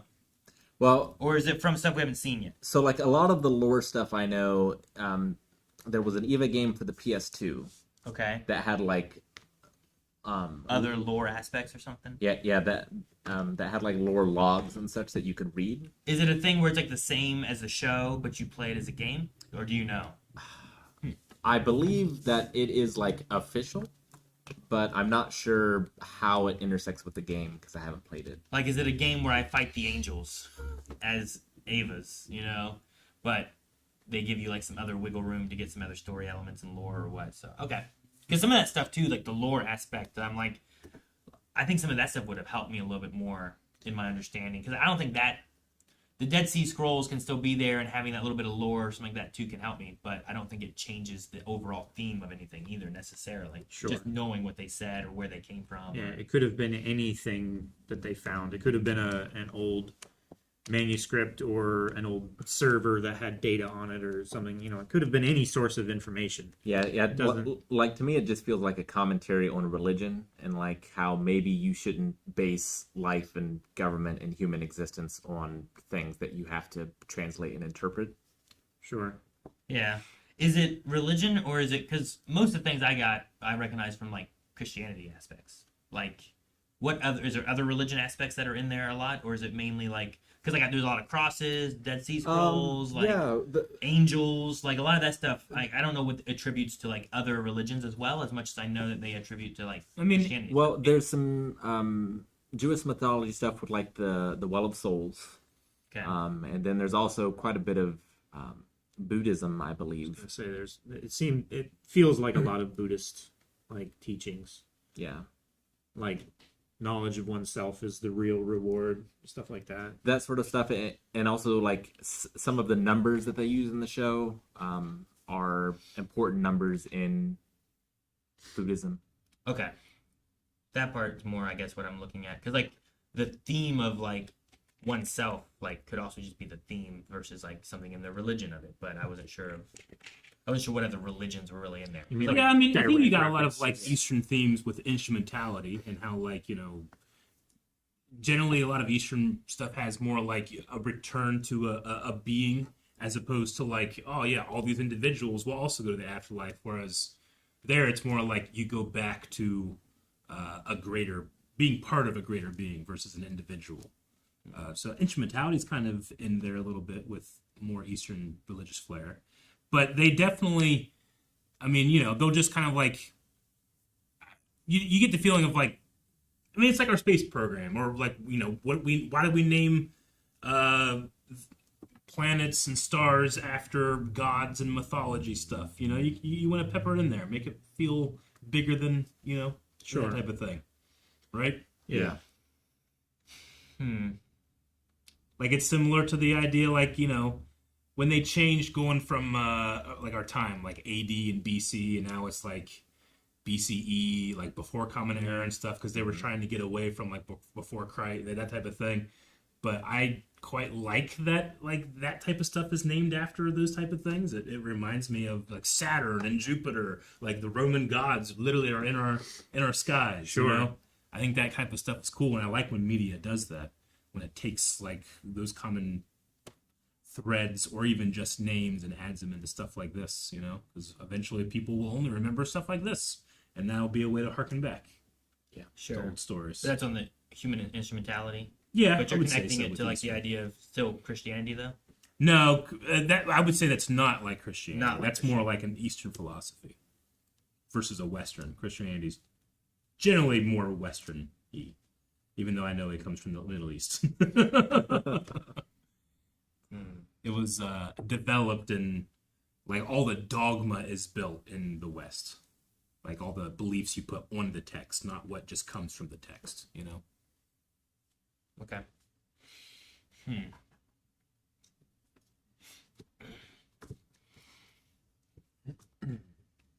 Did I answer all the? I think we talked about that. And that's it. Okay. I think so. I was trying to think of I was trying to think of what the last question was, what the last topic was, because I think I brought up the religion side of things. Like what other references Yeah. are there? Wait, did I not answer something else? Kevin has something. I think the movie and the TV show are separate endings. In episode 26, I think Shinji accepts himself and joins everyone in instrumentality. I think in the TV ending, Gendo is in control, which is why he is at the end scene with Yui. What do you guys think? Now, we talked about this a little bit in We did. End of Evangelion, where I brought up, like, there's a lot of interpretations, but like the two main ones are they're the same or they are like different endings. And what was mine before? Where I was like, Those are the two options. my ending is going into the movie and then stopping at this point. Yeah. Where you decided your headcanon was. Yeah, because I was like, this part just got weird. I don't know if I like Yeah. this part. It's really difficult for me to remember. The movie and the show is kind of blended together at this point. After Sure, a that's couple same for me. months. I think I would kind of consider them the same, just different aspects of. But Yeah, like to me it's the same. And how I would explain Gendo and Yui being in there is that like that is Shinji sort of showing himself acceptance, and it's like him visualizing that while being inside of instrumentality. Whereas in End of Evangelion, we see his other visions as well, if that makes sense. But I think for the most part, I'd go with what the movie is, just because I didn't like the way the show ended. yeah, So like, I don't know. I don't remember what the exact ending was. I just remember being like, I don't like this. So if more of the ending is in the movie, I'll just go with that one, I guess, and put that with me of what I like more so. Like the ending, Rather than having the two endings, I'll just pick that. the ending of the show is them standing on that blue ball and all saying congratulations to Shinji, right? I feel like I don't one feels like a So after, a like- good ending for a character, and the other feels like a good ending for everyone else. I guess. So I just also didn't like. I didn't like the choking out at the end either. yeah, that Yeah, was. so I was like, I don't get it. Yeah. Why are we doing this? No, I thought we came to terms and figured out. Congratulations. I still like the congratulations happening. Yeah, Like, that's how that happened. Then we come out of it and we fixed it, and then that's where this stuff goes that way, and then you're still here, and she's right there. Yeah. And you don't have to choke Well, her. Done. like to Yep. me, Stop right there. like to me, the congratulations is Shinji accepting himself, and then the choking of Asuka is the finally getting over the hurdle of the hedgehog dilemma, where it's like I will hurt people by connecting to them, but So I'll kill him so I can't hurt him. no, Oh, okay. he doesn't kill her. I guess, yeah, sure. Yeah, he stops. You could just not start this time. next time. Sorry, continue with the hedgehog dilemma. I want to talk about how angry I was about how you choked me. It's like, but I didn't kill you. Yeah, you're right. All right, fine. Like Who are you going to complain to? in a visual way, he hurt her, and she showed him that even though you are hurting me, I can still show affection to you. And also, I can, for maybe the first time, be real with you in this moment by saying like what's on her mind and saying disgusting. Disgusting. Which it's not disgusting in the Japanese. I can't remember exactly what it is in the Japanese. I might look it up. Yeah, I don't know. A lot of people have mentioned stuff about like classified information from the wiki. I don't know if that's something that we want to avoid because we haven't seen the rebuilds, or if that stuff gets brought up. Classified. Yeah, I know. Yeah. Just a lot of people were mentioning it, so I didn't know if it was something that we want to avoid or not. But apparently, there was a lot of information that's been translated from the wiki. That's out there too. Yeah, I think I've seen that. It's a lot of stuff. I haven't read it all yet. Mhm. It would be too much to go over all on the podcast for sure. Yeah. last. I'll probably, even if there is information Like out some- there, like I'll probably just stick with learning it through the visual media. Yep. And then like afterwards, once I've absorbed it all as it was originally intended to be absorbed, then maybe I'll see if I need more or not. Like at the end of the anime Evangelion, like I definitely needed more. That's why I wanted to watch the movie. And I feel like that helped me Sure. Yeah. get closer. Like I'm not fully satisfied or Okay. fulfilled with the story and every plot line and everything like that, but I definitely got a lot closer. There was more enjoyment to be had from that story. Apparently, her last line can be translated as "How disgusting" or "I feel sick." Well, she was getting choked. Doesn't make you feel good. Also, she's like in bad shape. Like she kind of came back to life in a way. Yeah.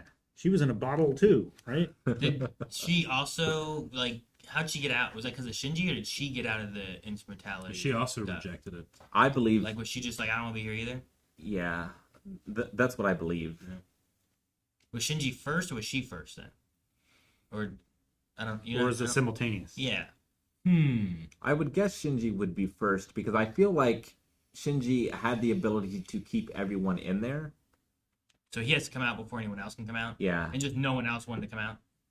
not yet anyway. Can they still choose whenever? Or I- are they, like, I would assume that they can choose whenever. okay. Are they just floating away up there? Sure.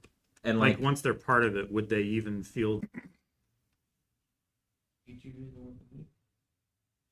That's so weird. You have like 350. Ping's pretty decent too. My latency at home is terrible. Though, depends which internet I use. If I use the hotspot, my up and down's great, but my latency's awful. right? If I use my my Wi-Fi at home, my up and down is like 20, but my latency. But your latency's great. We're back. Are we back? Are you guys good? All right, let me go find Rick. Okay.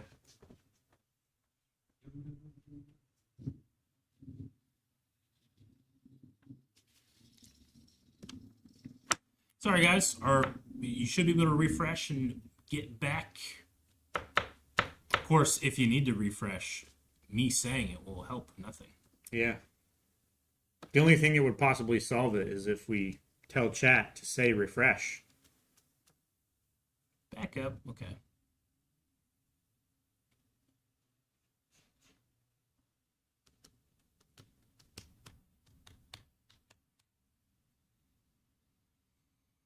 Calcutta, I'm not really sure. I see people talking about this classified info. I don't know anything about it. If we are going to do anything with it, I don't want to just read it off a page or anything, but it seems like that might be the only way you can experience that type of thing. I don't know. I saw somebody saying, like, no, you need it. It's important. You got it. But, like, I feel like if it's just reading it off a page, it's not very engaging. I don't know. Were we talking about classified? No, that's Yeah, some people were more- talking about More of the classified info that's information. only available from the PS2 game or whatever, and I just don't know. Like, I think that would be cool to see, but I don't know if I like my least favorite way of learning information is just like this person just says it, you know. So I'm not really sure. What the best way But- to do it is. Yeah, maybe if we do something like that, I don't know. I'm not want to be I'm not a point person on this, so I don't know. you love reading your lore and like Mass Effect and stuff, right? Well, I would love when the narrator reads it to me, Rick. I Most. see. But it's generally coming from a narrative thought too, right? Those are like in journal entries or something like that. You Yeah. know? I just mean like my least favorite way is like, you know, going to like IMDb and looking at, you know, this, you know. Sure. There was someone that said, like, But I also- you're going to be that's- confused when people talk to you about the first ancestral race. And I'm like, first I was like, well, who's going to talk to me about that? And I'm not sure when that comes up. Is it in the rebuilds? Like, where do I get this information and why am I talking about it? And then if I'm talking to them about it, maybe they can describe it to me and talk to me about it too. So I don't know what that means or what I'm missing, but I'm not against learning it. But Yeah. is the Japan game Japan only Okay.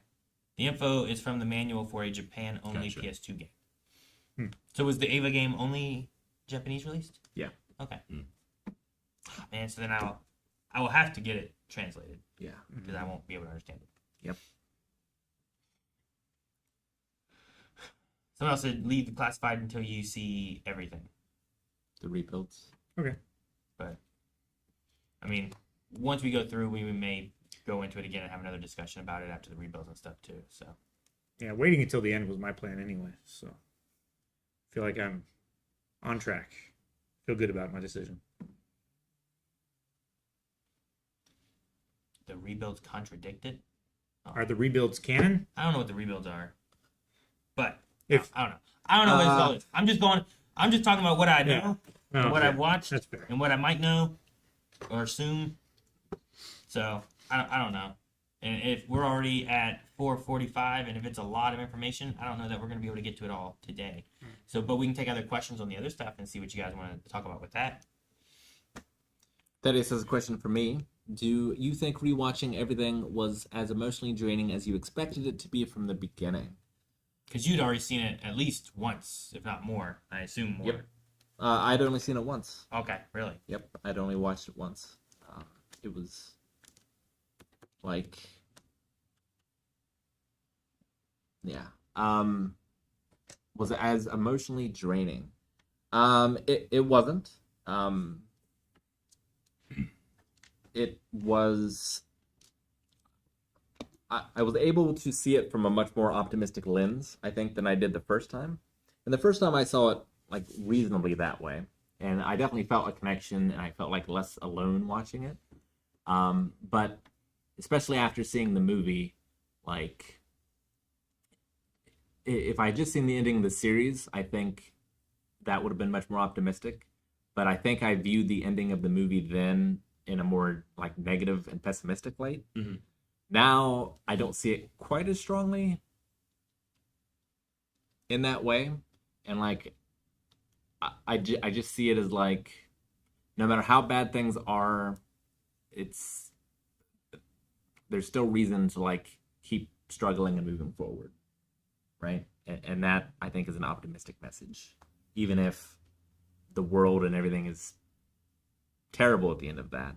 Like, it was not as draining as I expected, although watching those final few episodes was still very emotional and very draining. But it didn't send me into it as a depressive spiral like I was worried that it was going to. Gotcha. Okay.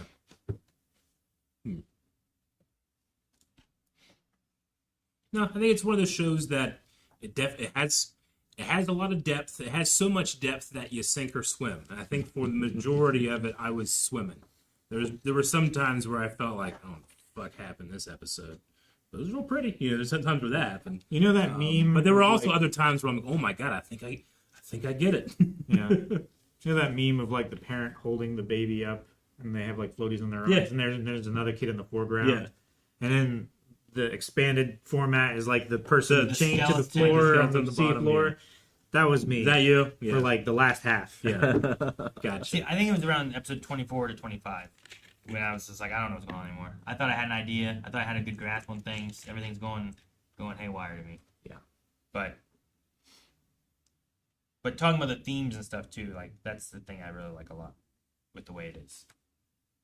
It's also, I mean, I think the story and like what is happening, how the characters go through, they're all obviously in your forefront. But what I'm not thinking about and praising all the time is its animation, its sense of scale, its music, its sound design. Like all those things were always 10 for me. That like I wouldn't half the time I would even talk about it. Sure, yeah. Because the mystery and we're too busy what talking I about the don't mystery get box. is more interesting. But that stuff was all 10s for me, you know? Sure. Yeah. Though if there is a video game, if all the cutscenes don't have like cicadas in the back, I'm gonna be lost. I was like, what time of year is it? Yeah. I'll think about that every time I hear cicadas now. EVA. Mm-hmm. It's like Hoover Dam shots. Twice Raven Puff, I'd be interested to hear Rick's thoughts on how Ava and Berserk each impacted him, comparing and contrasting them. So Berserk was definitely a thing where it's kind of how I felt about Ava this time, where like I got to the end of Berserk and I was like, man, I feel pretty depressed and bad in my life right now, but Guts' life is so much worse and he's still struggling, so I can keep struggling. Okay. Okay. Right? So like that's what Berserk did for me. Evangelion helped in a lot more ways, but it wasn't as impactful at the time because I wasn't in quite as dark of a place at the time that I saw it. But I had a lot of really good things where it's like the idea that there are many versions of yourself and that everyone in their mind has a different version of you, and you only have so much control over that. Sure, yeah. And so, like, you should only really be worried about yourself and not be worried so much about the perceptions of others of you. That was definitely helpful. I related to Shinji a lot in terms of like depression and anxiety and things, and so I felt like a connection and felt not so alone. I dealt with a lot of stuff when it comes to like an abusive father. When I saw it originally, that stuff stung more than it stung this time around because I've had more separation from it. Sure. And more time to like process different things. So I would say those are some of the differences. Gotcha. Yeah. I would have liked to have watched it when I was younger and maybe like less questioning of various authorities in my life. Because I immediately just started questioning Gendo. You know? I just like, you just kind of smell it on him. You know? Yeah. Motherfuckers wearing white gloves, you know? I'm trying people were just casually wearing white gloves. Eva also introduced me to a lot of like psychological concepts, and I was already going into that stuff when I was diagnosed with anxiety, but Ava kind of turbocharged it a little bit and gave me a lot more breadth in reading like Freud and things like that that I might not have done otherwise if it hadn't been for Ava.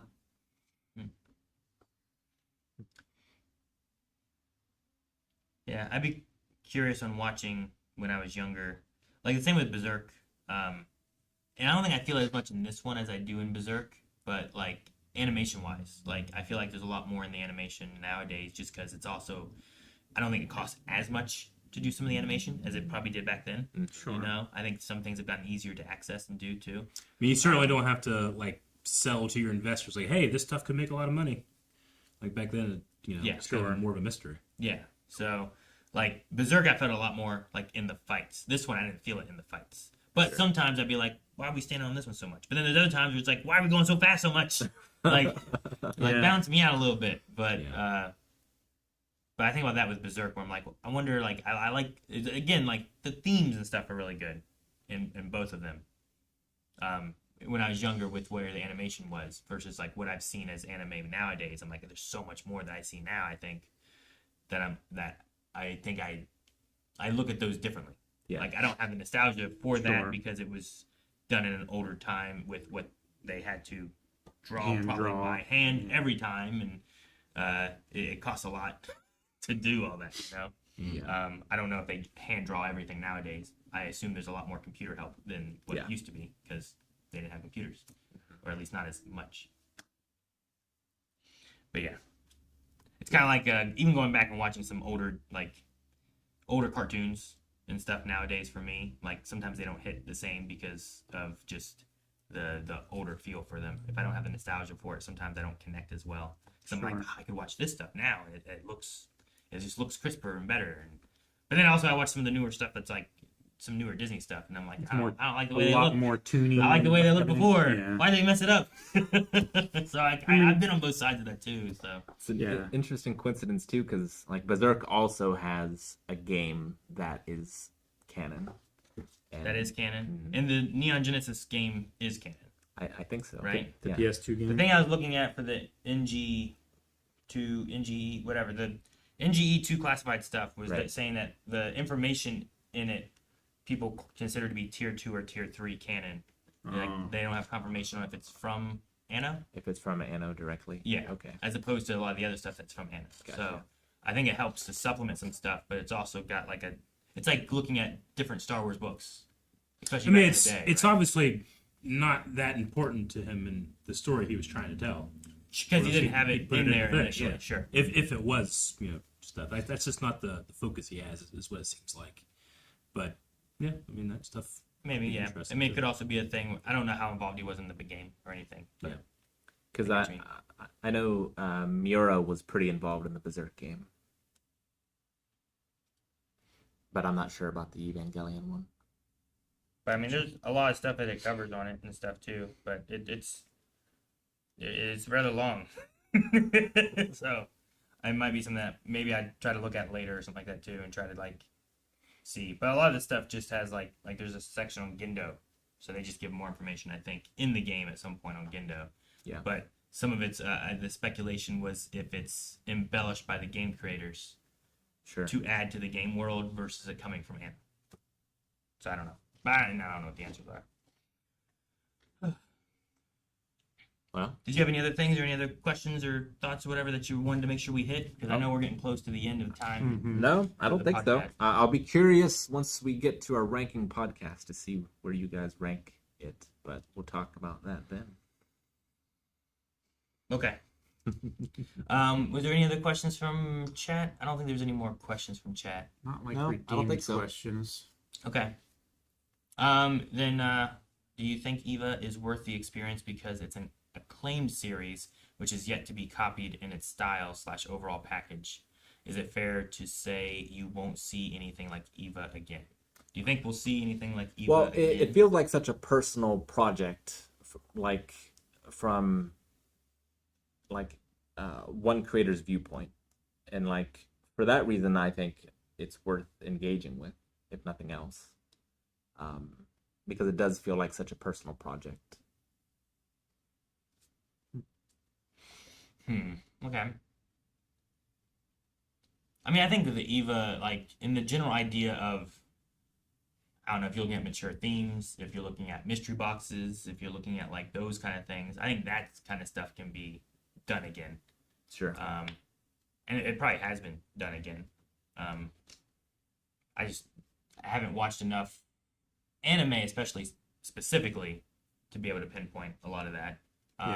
I have seen people talking about ReZero, where someone was saying those could be relatable in the way that Definitely. there's definitely a mystery box aspect in at least in the series, as well as touching on some more maybe adult or darker themes and More stuff throughout it. psychological themes. Yeah, Yeah.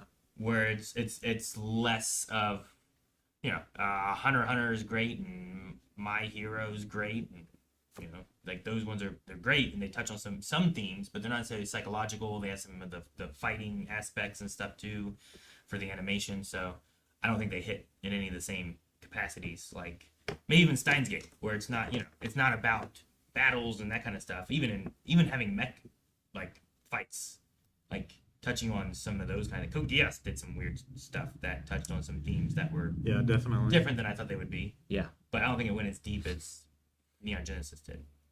Yeah, like for me, if you have that emotional anchor where you have maybe gone through some of the things that Shinji's going through in the show,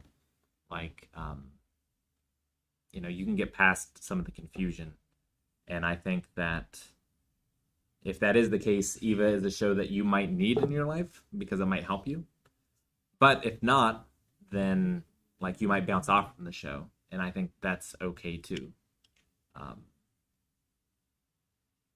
If that makes sense. Yes, I think it makes sense. I think so. Yeah, chat also said absolutely. Also, thank you for the $20 super chat. What was the super chat? It was. Let me go up a bit. Laura or Mara? Mara Lee. Thank you, Mara Lee. Thank you. Because I'm not saying that you need to have gone through that stuff to enjoy Ava, but Ava is one of the things where I love it, but I don't need you to love it. And it might be better if you don't, because maybe that means you didn't go through those things. That makes sense. I get what you mean. I mean, there are think going to it's- be. I think it's one of the better examples of when you talk about like art, right? Yeah. Like I think there's different games that I think I would consider more art than I would other games. There's probably other animes that I would consider more of like art and like what it's trying to get you to think and feel than I would other games. And that kind of aspect is going to make people feel differently depending on who they are and what they went through. And sometimes you're going to like it and sometimes you're not. Yeah. I think there's some shows and movies where like it's not necessarily about the art, but it's just about like just have a fun good time. And we're not trying to make you like think about what this means. You know, I think Neon Genesis is not necessarily trying to make you sit and have a fun good time as much as it's trying to make you think about like what the story is and what they're trying to say. So That's why it's important to have various types of media that you have and various types of characters that you enjoy. And- you see different, you can see yourself in different, I can see parts of myself in Shinji, but I don't recognize myself in Shinji. There's other things that I recognize myself in. I might And focus on that more, but that doesn't devalue the experience other people had for Shinji himself. and why it's so important to promote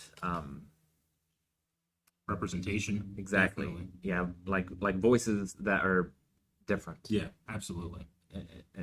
And like enabling them to make art as well. Because if I don't see myself in a character, then I can then ask my question. Okay, well then I should be able to learn a lot from this character, because it'll be able to teach me new ways of seeing things. And in that, you can learn about people that are already in your life that you don't understand as well. very much so. All right. Let's see. Do we have any other chat subs bits or anything? Because it is 5:00. We have bits and donations. And I do think that we need to make Twitch. sure we snag any of those and make sure that we go over all that. But yeah, guys, we'll try to get into the movies. What are they called? The rebuilds. At some point and cover some of that kind of stuff too. And then maybe we can also there's a lot in this NGE classified thing. Maybe if any of us get a chance to like check out that, look into that.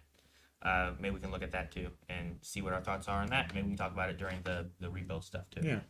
Yeah. So If there's a good fan translation, I might like to stream that EVA game someday. oh, okay, yeah, that'd be cool. That'd be really neat. interesting. All right, are these bits and donations on the top, Jake? Is that what that is? Looks like it. We have Unfinished Evangelion with their first time subscription. Thank you so much for that. Thank Thank you. you. Yeah, it does seem like Evangelion's always unfinished because there's always more stuff coming out about it. So Wow. Chipsy with the 21 months of tier 3. Thank you so much. Blub-de Oh, blub wow. blub. Thank you. thank That- you. What does that mean? Blub, blub, blub. Okay. You said it. Oh, Uh, Death, thank you for the 42 months. Oh, Dad.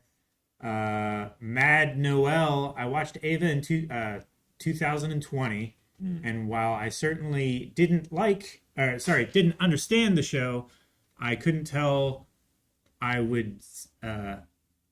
I could tell I would never see anything like it again, and for what I appreciated it for being such a contemplative piece of art, I love getting to revisit it with you guys. Well, thank you so much, Mad Noel. Thank you. Thank you. And for the Prime sub as well. And Thaddeus J. Spider, thank you for the 46 months. And Z-Lack, thank you for the 21 months. Yes. And then thank you guys for the super chats and for joining us with this. We will be back tomorrow with a stream, Yes. which we're going to be playing Peak. Yep. So that should be fun. I don't think any of us have played it. Nope. So we'll see how that goes. Be brand new. But yeah, we still have some more Neon Genesis to get to at some point. We just don't know exactly when we'll be getting into some of those. We might have them on polls maybe. But if you guys are interested in those, make sure you update it over on Blindwave.com. yeah, Recommendations. Make sure you update your recommendations and let us know. So, Blindwave.com/recommendations. all right. Anything else? All good? All good. All good. I hope you guys enjoyed the reactions. And Yeah. had fun. But also, I hope you guys got to think about what they meant and how you guys felt about it too, and Yeah. keep looking at art in different ways, I guess too. So, all right. Bye, everybody. Have a good one. See you tomorrow for Peak. Peak content.